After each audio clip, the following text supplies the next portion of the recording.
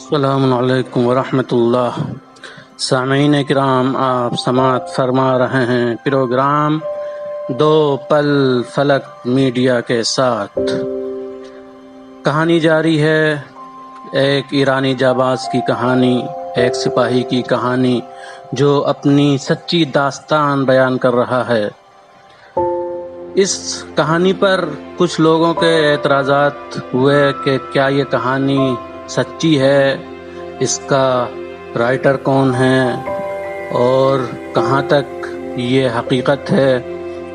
تو میں صرف اتنا بتانا ضروری سمجھتا ہوں کہ فلک میڈیا سے شائع ہوئی کوئی بھی چیز غیر معتبر نہیں ہوتی۔ آپ اس چیز کا اطمینان رکھیے کہ یہ کہانی 100% سچی ہے، اور انشاءاللہ موقع لگا تو کسی قسط میں ہم کتاب کا مقدمہ بھی بیان کریں گے اور مؤلف کا نام بھی بتا دیں گے، لیکن یہ کہانی کس کی ہے یہ سسپینس آخر تک جاری رہے گا جب تک کہانی جاری ہے۔ اب 10ویں قسط آپ حضرات کے سامنے پیش کی جا رہی ہے۔ سپاہی کہتا ہے کہ میں نے اس کتاب کا اگلا صفحہ دیکھا تو وہ بھی نیک اعمال سے پر تھا، یعنی نام اعمال کا جب اگلا صفحہ دیکھا تو نیک اعمال نظر آئے، جس میں اول وقت کی نماز، مسجد جانا، انجمن میں حصہ لینا، بسیج نامی فوج کا ہاتھ بٹانا اور والدین کی خوشنودی وغیرہ جیسے اچھے کام تحریر تھے۔ میرے نام اعمال کی فلم میرے سامنے تھی، لیکن اسے دیکھنے کی ضرورت محسوس نہیں کر رہا تھا، کیونکہ وہ سارے اعمال میرے سامنے تھے جو مجھے یاد تھے۔ وہ دفاع مقدس نامی جنگ کا زمانہ تھا۔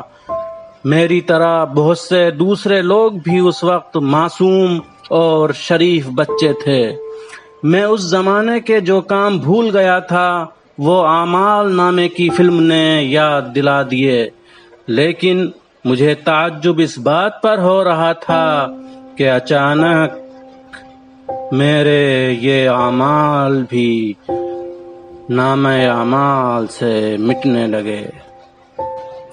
اے خدا، آخر یہ کیا ماجرا ہے؟ میں نے حساب کتاب والے فرشتے سے سوال کیا، آخر اس روز کے سارے اعمال کیوں مٹ رہے ہیں؟ اس روز تو میں نے کسی کی کوئی غیبت بھی نہیں کی۔ فرشتے نے جواب دیا، یاد کرو، ذہن پر زور ڈالو، اس روز تم نے ایک مومن کا مذاق اڑایا تھا، اس کی یہ سزا ملی کہ تمام اعمال برباد ہو گئے۔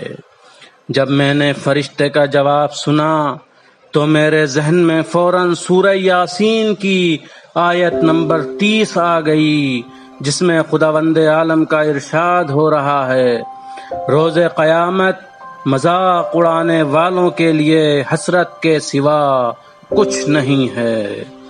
مجھے اچھی طرح یاد آ گیا کہ فرشتے کا جواب میری کون سی بات کی طرف اشارہ کر رہا ہے۔ میرا تو وتیرہ ہی یہ تھا کہ لوگوں کا مذاق اڑاتا تھا۔ اب میں اس سوچ میں گم تھا کہ اب کروں تو کیا کروں۔ اگر ایسا ہی ہوتا رہا تو میری کنڈیشن بہت خراب ہونے والی ہے۔ میں نے کتاب کے اگلے صفحے پر نظر دوڑائی تو اس روز بھی میں نے بہت نیک کام انجام دے رکھے تھے، لیکن یہ تو عجیب سی بات سامنے آئی۔ اس روز میرے نیک اعمال نام اعمال میں باقی رہ گئے۔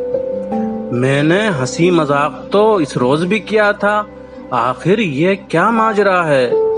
جب میں نے ذہن پر زور دیا تو یاد آیا کہ اس روز میں نے دوستوں سے ہنسی مذاق تو بہت کیا، لیکن اس گفتگو میں کسی مومن کی توہین نہیں کی تھی، کسی کی غیبت بھی نہیں کی تھی۔ یہی وجہ ہے کہ یہ میرے نیک اعمال نام اعمال میں باقی رہ گئے۔ میری گفتگو میں کوئی گناہ موجود ہی نہیں تھا۔ یہی وجہ تھی کہ میرا وہ ہنسی مذاق میرے نیک کاموں میں درج کیا گیا تھا۔ میں نے خدا کا شکر ادا کیا اور مجھے امام حسین علیہ السلام کا فرمان یاد آ گیا، نماز کے بعد سب سے اچھا عمل مومن کو اس طرح خوش کرنا ہے کہ اس میں کسی مومن کی توہین نہ ہو اور اس میں کوئی گناہ موجود نہ ہو۔ میں خوشی سے پھولے نہیں سما رہا تھا کہ اسی اثنا میں میری نظر بعد والے صفحے پر پہنچی تو میرے تعجب کی انتہا نہ رہی۔ ارے یہ کیا؟ میرے نامہ اعمال میں حج بھی لکھا ہوا ہے، میں نے تو ابھی حج کیا ہی نہیں۔ جب میں نے سوالیہ نظروں سے مسکراتے ہوئے فرشتے کی طرف دیکھا تو اس نے بھی مسکراتے ہوئے سر ہلایا۔ اب مجھ سے رہا نہ گیا، میں بول ہی پڑا، اگر میں مکہ گیا تھا تو مجھے یاد کیوں نہیں آ رہا ہے؟ فرشتے نے جواب دیا، بعض اعمال ایسے بھی ہوتے ہیں کہ انسان کو کئی حج کا ثواب ملتا ہے، مثلا مہربانی سے والدین کو دیکھنا یا معرفت کے ساتھ امام رضا علیہ السلام کی زیارت کرنا۔ ابھی فرشتے کی بات تمام نہ ہونے پائی تھی کہ پھر وہی اعمال نامہ صاف ہونا شروع۔ اب اس بیچارے سے کیا گناہ ہوا؟ سنیے اگلی قسط میں، داستان جاری ہے۔